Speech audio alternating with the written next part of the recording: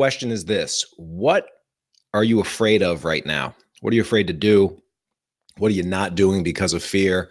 What, just when you think about it, doing it, or when you think about taking a certain action, do you feel it like either in your gut or in your chest or in your head, and you maybe get the shakes a little bit? Like, what is it that you fear right now related to moving yourself forward creatively? The reason I'm bringing this up is because fear is probably one of the best tools that we have. It's one of the best indicators that we have about where we should be headed and the things that we should be doing. And so, welcome, and hope you're having an awesome morning. It was an early morning for me today. Had to get up and launch Kickstarter number 17 for the C is for Cthulhu brand. We actually got a project live now at glow.cisforcthulhu.com. We just went and launched that this morning. So I got up bright and early, hit that launch button, took the deep breath, hit that launch button, and then just started doing the early things to start to get the marketing up and running and up and running and up and running. And so but we just wanted to jump on here. I'm Tyler James. Thanks everybody for tuning in. I'm the host of the Comics Launch podcast. I'm the publisher of Comics Tribe. And there's this thing, like when you get into the game, right? When you get into this game, there are opportunities for failure, or at least this is what Rob said. Rob said, I fear failure, but failure is not an option. Well, here's the thing. Like when you get into this game, the opportunities for putting stuff out there and having it not work out, or taking cracks at things and them not working out, like that's there, and it's going to be there, and it's always going to be there. And so the question is, like, are you going to feel the fear and do it anyway, or are you going to let that fear be a reason to hold you back? I saw a creator post something in one of the groups about how, he's deathly afraid of inking his own work, and he got some encouragement from comments and everything, and my response to him was, good. That fear is good, because just about everything worth doing, everything that could make an actual real difference in your life, everything that will determine, what's possible for you, and where your breakthroughs are. Like every one of those breakthroughs is always on the other side of fear. All right. You can probably look back at your own life at the big moments, like the thing where, some of the best moments in your life were probably on the other side of fear, whether that's having, your spouse say yes to marrying you, or whether it's, winning the big game, right? Well, it's been a while since I've played a sports game that had any real significance to it.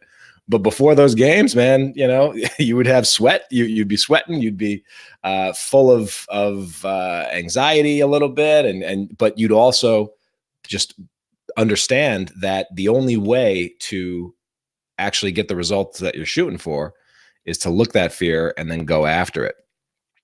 But I think a lot of the times there are creators out there that let the fear actually stop them from doing the things that they want to do, because they're afraid that if they take a certain action or whatnot, they won't get the results that they're trying to get. And so this is an important thing, and it's something that it can be hard to actually see yourself until you actually have conversations with other people that will call you out on that.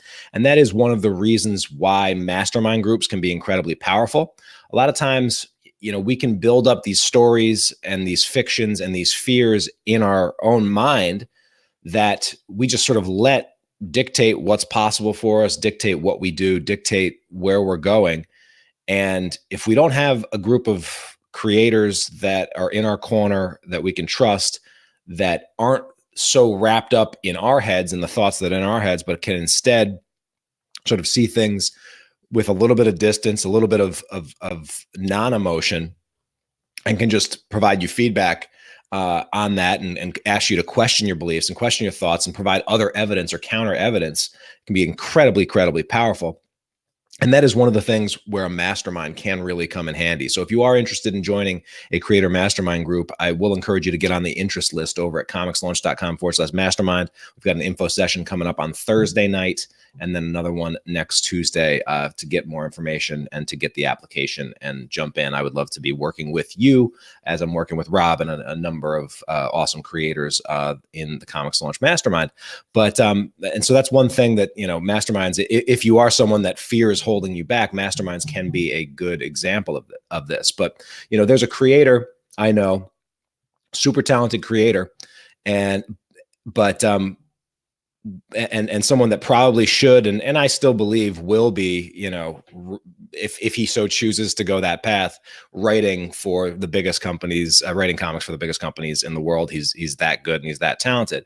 But this is a creator that for a long time was very reluctant to do some of the things that would be required to actually get those jobs, was reluctant to keep in steady, regular contact with the editors that might have the decision to hire him or not, was reluctant to, talk to the people that would be in a position to give him those jobs.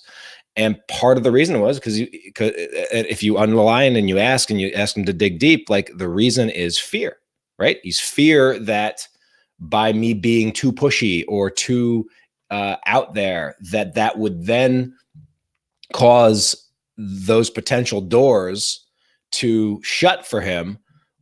Whereas not doing those things, even if they don't open those doors, they won't potentially close those doors.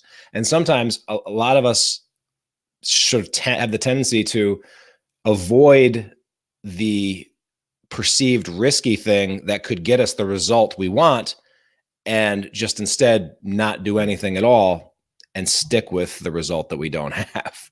And so I want to encourage you that when you see yourself or feel yourself having some fear around a topic or an idea or just an action that you think you should take, but you're also finding all these feelings come up that maybe this isn't going to be, maybe this is the wrong thing, is just to acknowledge it, breathe through it, and then treat it like an experiment and see what happens. Rob says, I don't let fear hold me back. I'm too bullheaded.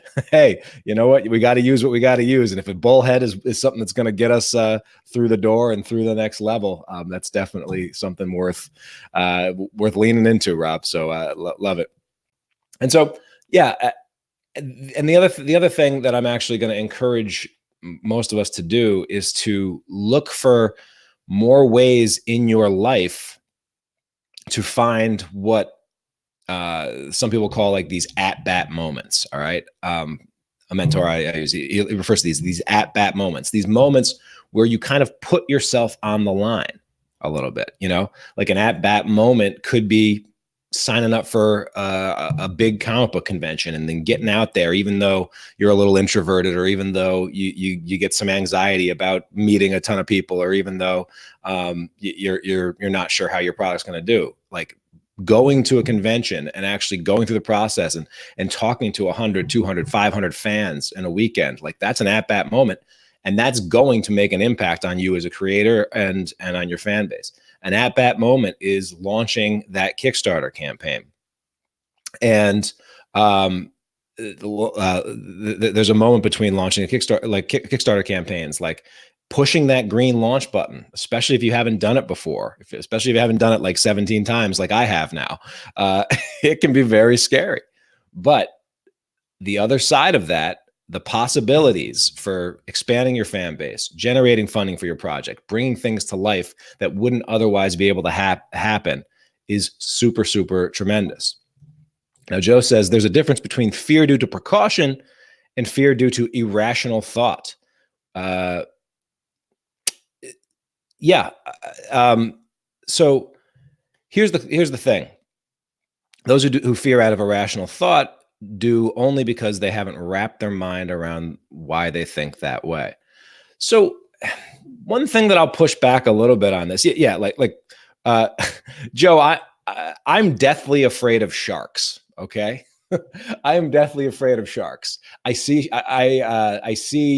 like I walk in, when I used to walk in a video store, and if I turn the corner and I'd catch Jaws out of the corner of my eye, I would like just have a visceral like fear flinch reaction. Right now, on the one hand, sharks are one of the most deadly creatures in the ocean, so that's kind of rational, right? On the other hand, the fact that I was walking around a Blockbuster Video and getting a panic attack from seeing the visage of a shark on a DVD thing, that's completely irrational.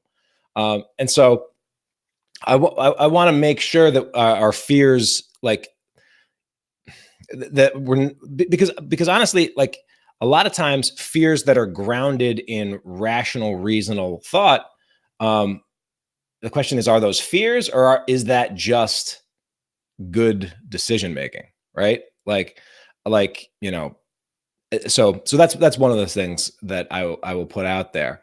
But having the perspective of diving deep into why we feel the way about certain things, what are the beliefs that underlie the fear, and talking through those things. And I'm sure you've probably found this in the mastermind group that you're a part of, is that sometimes, you can come up with the most rational reasons to justify things that might actually not be the right decision to make, right? Like we've done this all the time. And so getting that extra perspective, that external perspective, can be very, very helpful as well to talk through these things. But, sometimes that doesn't necessarily mean that everything out there is the right way to go. But what I can tell you is the feeling of fear is pretty close to the feeling of excitement and this feeling of possibilities. We rarely fear things that we know exactly how they're going to go or exactly how they're going to turn out. Joe Mulvey says, I assume failure, but go forward anyway, because I'm too dumb to know when to stop. Don't let him kid you guys. Joe Mulvey, despite all his massive head injuries and head traumas, is one of the most positive, upbeat people in the world. And so, you know what? He can't lose because he was born Mulvey, right? Carrie says, I have a fear of public speaking, and since I went into business, I've had to confront them head on at conventions to talk to people. Oh, that's huge, huge, Carrie. The crazy thing is, fear of public speaking is actually a fear that people, like more people fear public speaking than fear death, which is kind of crazy. So you're definitely not alone in that. But if the things that you want, that speaking in public, that going to conventions, are only going to be made possible by getting out there and doing it, at some point, the desire for the future self or the future results that you want are going to be enough to push through that fear. And so I'm glad to hear that you were able to make that happen. Just wanted to jump on here. Second part is about Joe coming back to the question coming up there. You being in Blockbuster and having panic over an image is an irrational thought that can hold you back. Yeah, definitely. But what I will also just say, Joe, is sometimes there can be perfectly rational thoughts that are also still based up in a fear that may or may not be true. So it's important to discuss that a little bit. Joe says, realizing what fear means is huge. Coming up with what's the worst thing that can happen versus the best. It's normal to shoot straight for the negative, but I'd suggest giving yourself the opportunity to play in the positive side of the situation and see the possible good more than the bad. Yeah. I mean, that's a lot of, and that's a lot of what this whole game is. I mean, that's like, if you're a comic book creator, let's face it, you've got to believe in your idea long before your idea exists in the real world, and long before anyone else believes in it as well. There's no other way to do that. And it's very hard to be able to take something from the back corners of your mind and bring it out into the life, into the real world, into, a real physical book like Joe's book right here that you can hold in your hand. It's like impossible to do that if you are constantly second guessing yourself and third guessing yourself and letting all of the negativity or all of the negative things that could happen should you go down that route overwhelm your ability to just keep moving forward for what is possible. So it's definitely something to definitely get out there. Joe also said failure is an indicator of something that is successful can be improved. Yeah, I mean, the crazy thing is the idea or the concept of failure is one of those concepts where if you look at something from a different perspective, either this perspective of time or this perspective of lessons learned, it is like you can often see that failure was actually the key to getting what you want. I mean, every one of us that has children can look back at past relationships that we had when we were younger that didn't work out, that failed, that horrible breakups, etc. And yet, when we can look back at those with some perspective, we can say, "Wow, those relationships had to end in order for me to have what is the greatest gift in our life and our children to happen." So, were those failures, or were those what needed to happen to get me to the point where I was able to, have the family, have the life that you have right now? It's and it's like that with so many of our creative stuff. I mean, I can look back. I've got a closet full of projects, some of which never went anywhere, but all of those projects were lessons that led me to the point where I am today. And so all of the projects that I can call or people might look at and call successful, well, they were all built upon projects that were in most cases less successful, but were learning experiences. So the concept of failure is one that is a very subjective one. The only way it's a failure is if you don't learn anything and you stop or you die and you're just done, right? Like that's otherwise the story, your story is still being written, and you still have the opportunity to turn the tables. And there's a great quote that I think there was Danny Iny. He said, any failure is not actually failure as long as your story is still being written. It's just a plot twist. So let's get more plot twists going, and that's how you guys should look at the things that you fear. And if you're looking something in the face, if you have a group that you can rely on, that will support you, if like a mastermind, if you're interested in Comics Launch Mastermind, love to have you apply. comicslaunch.com/mastermind, so that you meet regularly with creators like yourself who are serious about this stuff, dedicated about this stuff, and are looking to push past their failures to take things to new heights. That can very much help. But I'd love to hear in the comments, like, if there's something that you're afraid of right now that you're not taking action on right now, if that you're, you can maybe see, maybe it's an irrational fear, maybe it's an irrational fear. But either way, it's probably an indicator that there's something good on the other side of it. All right. Thanks so much for watching, everybody. Have an awesome day. I got to get back to promoting the Kickstarter, and we will talk again soon. Can't wait to see what you all launch next.